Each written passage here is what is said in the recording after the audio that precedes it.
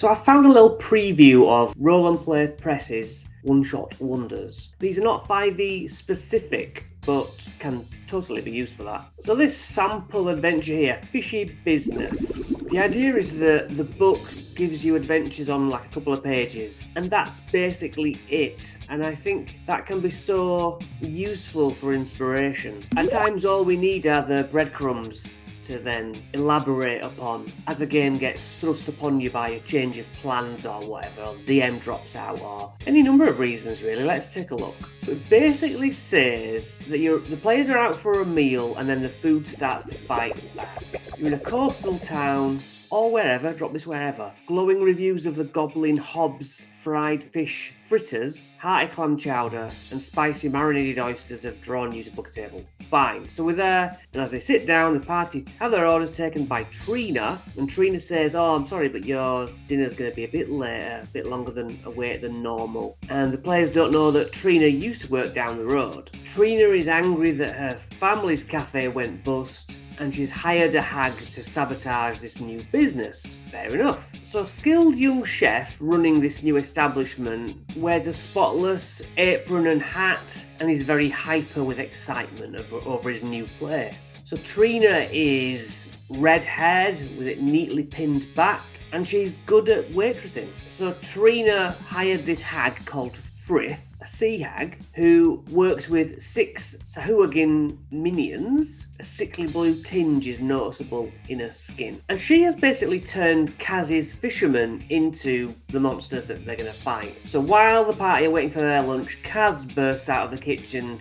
claiming his ingredients are possessed. There's 3 octopi and 4 giant crabs are close behind. They start smashing up the restaurant and attacking the diners. When some of the sea creatures are killed, they turn back into the anglers from the Sandpiper boat. And after 10 minutes, they turn back into sea creatures once more. If you talk to the anglers, they'll say that a hooded figure boarded their ship and a flash of green light must have been the spell that changed them. The idea is to get Kaz to hire the adventurers to go and check out the Sandpiper down the road, at the end of the docks. So Frith and her minions are in the Sandpiper, and there's a letter in there where Trina offers good money to have the hag come and cause havoc.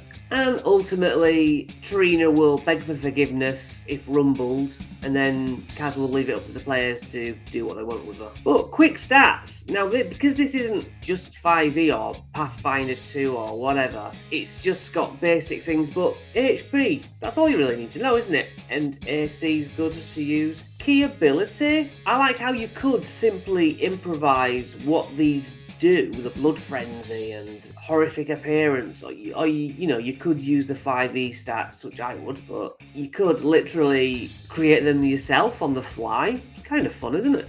So the deck of the Sandpiper is difficult to locate. It's moored down the end of the docks. Eerily quiet, and there's an acrid stench of sea hag on board. Then going down below, magical traps, fish bones and slimy kelp, and there's 6 Sahuagin. Then we have a list of clues. Kaz is new in town. Kaz received a threatening note. Trina learnt about the sea hag as a kid. There's a wand of polymorph being used. And you can get the wand of polymorph, you can get a pouch of pearls, get a bit of gold.